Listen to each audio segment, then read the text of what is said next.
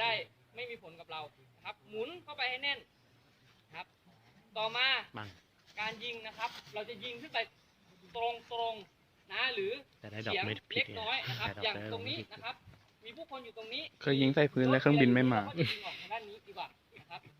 เวลาเรายิงนะครับเดี๋ยวให้ลองยิงนะครับเล่นให้ดีนะครับจับให้มั่นเจ็บนะครับใครอยากลองยิงจับให้ดีนะครับ ถีบนะ มันก็จะขึ้นไป วึงเครื่องบินมา อันนี้นะครับจะใช้ แยกเป็น การ ชิ้น3 ชิ้นนะ ส่องสว่างเพื่อส่งสัญญาณในเวลากลางคืน